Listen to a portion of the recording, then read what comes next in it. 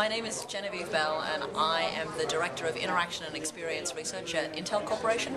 An odd job, I grant you, and I'm in fact a cultural anthropologist, which makes my presence at Intel even odder.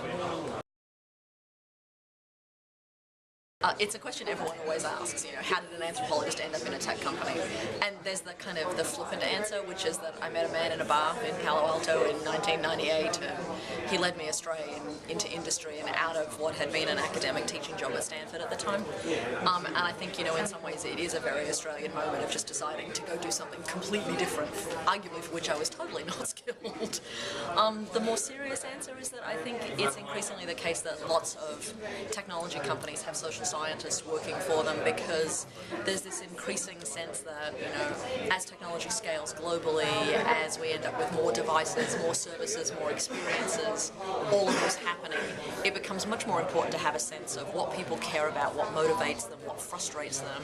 And for us, we deliver all of that at Intel and use those insights to help drive our manufacturing process and drive our silicon production. Oh, such an interesting question. I'm sort of fascinated by thinking about the fact that for a long time most IT was consumer to start off with, right? I mean, let's think about television. That never had an enterprise beginning. Most radio was consumer too. And in fact, it's only been in the last 30 or 40 years that technology has started out in offices and come to people's homes. So I think there's been this sort of interesting dialectic relationship over the last 100 years of new technologies of where they start and where they end up. I think the more complicated things about the consumerization of IT, whether it means people bringing their own equipment to offices and offices needing to work out everything from security systems to how they deploy new software, or to the fact that a whole lot of consumer technologies and experiences like Facebook, like tablets, are finding themselves into the workplace, all just points to the fact that the world has gotten both a lot more complicated than it used to be, and the boundaries between work, home, and other things are more porous than they've ever been, and objects flow across those boundaries in unexpected ways. I think they're all part and parcel of the same thing, right? Those are all different stories we tell about what the future will look like, and they take different starting points and different kind of focuses. Ubiquitous computing, as Mark Weiser imagined it, was really about this notion that computing was going to be ubiquitously distributed in our lives, in our homes, in our offices, in public spaces. Much of that computing would be invisible. It would be embedded, so whether it was sensors or kind of smart environments, there was this sense that we would be in a world where computation was ubiquitously distributed. I think, what Mark didn't anticipate was the rise of smartphones, that in fact some of the technology wouldn't be embedded, it would actually be in our pockets and our handbags. And I think he didn't anticipate some of the ways in which it would be distributed globally, and the fact that that global kind of footprint of technology would end up meaning that there were these very different trajectories for technology in different places. And for me, I think the most compelling thing about ubiquitous computing is that it lets you have a question about what does it mean to talk about this distribution of technology, and what are the experiences that it will underwrite, and what are the kind of challenges and opportunities going to be. And I still remain really interested in it, but I think at this point, in some ways, there are technologies that are already ubiquitous. And what's been fascinating as we've watched mobile phones, for instance, or television spread across the world is ubiquity no longer means everyone has to have one. It means everyone has to have access to it. And that's produced some very different technology adoption patterns and some very different kind of patterns of use that I just find fascinating. Well, I'm not convinced they never did it before. I think what's interesting is the scale on which this is happening, right? I mean, truthfully, people have gossiped for as long as there has been human conversation. People have shared information about themselves with others in ways that were both permanent and less permanent. I think, the most interesting thing about the current crop of social media technologies is that they are global in scale and searchable in a way that, what got written on the back of bathroom doors or circulated as, over the back fence conversations really weren't. And I think, part of what we've seen over the last couple of years, my sense is that there's been this kind of explosion of these technologies in our lives, but I think people are still working out what they want to share. And my sense is, as we look demographically at the kids coming up behind this sort of first Facebook generation, i.e. in some ways the younger brothers and sisters of this kind of emerging cohort, they have a very different relationship to their own privacy. And my colleague Dana Boyd at Microsoft Research, she has a fairly strong argument to say that people are holding back content and choosing to distribute and make things public in very different ways.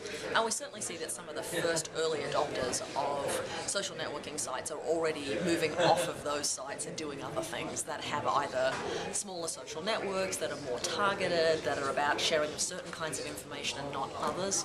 So I think it's really not misleading, but I think it's naive in some ways to imagine that what has happened in the last 3 years of Facebook in particular, and maybe to a lesser extent Twitter, is what will come next.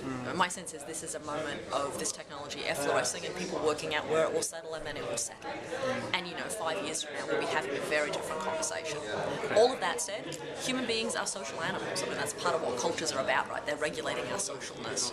And any technology that was about socialness has been successful over the length of the internet and indeed the technologies that came before that, right? I mean, most of what people did on telephones before mobile phones came along was call each other up and go, "Are you watching this? Where are you? Are you coming to this thing? Oh my God, you won't believe what I just heard." That hasn't changed. And indeed, all those earlier generations of technology were also about things that let us be social. Well, I think there's a number of open questions, right? And I think, human resource departments all over the world are grappling with what it means to have people who have Facebook pages and who participate in things like Twitter and LinkedIn, about what it means when they're doing that at work, about what the nature of what is shareable and what isn't, about what the nature of what is appropriate to disclose and what isn't. And I think, for a lot of effectively human resources and regulatory departments are having to work through the fact that people have not bracketed themselves, right? Me at home versus me at work. And I think there's that kind of arc to get sorted out. I think it's also quite clear for a number of people that there's a significant change in the use of social networking technologies at the point you get your first serious job, your first serious relationship. There's a whole series of things you stop sharing, and indeed, we've certainly seen people attempting to work out how to erase things. And my sense is that as we move forward, consumers, and indeed human beings, still worry about privacy. I think that's an important part of this, but I actually think reputation comes to the fore here, right? It's not about the individual pieces of information anymore, it's about what happens when you stitch them together and what the consequences are for what people think about us. And I think those kind of disclosures, less about privacy violations and more about reputation, I think become much more interesting as a kind of conversation about what we worry about. I think that's part of it, right? I mean, I think, one of the places that we sit right now is, we're 20 or 30 years into the life of the internet, though not the web. The web is newer. And I think if you think back to those early days, to the Well, to Stuart Brand, to a bunch of the people that were kind of driving the social side of the web, not just the kind of the DARPA or ARPA side of the web, they were really coming at it from a certain kind of ideological point of view. And I don't mean ideology in a negative sense. I mean, there was a very particular kind of notion they had about what the work the internet should do was. And it was very much this idea about radical transparency, about information being able to circulate freely, about the importance of reinvigorating democracy with the free and willing kind of, circulation of data. And this very kind of strong sense of that's what made democracy possible. And as a result, linking all those things quite strongly together. And I think one of the things that's been most interesting in the last maybe 5 to 10 years has been what's happened as the internet and the web have manifested themselves in places that have different traditions, different notions about what the importance of information is, about transparency, about democracy.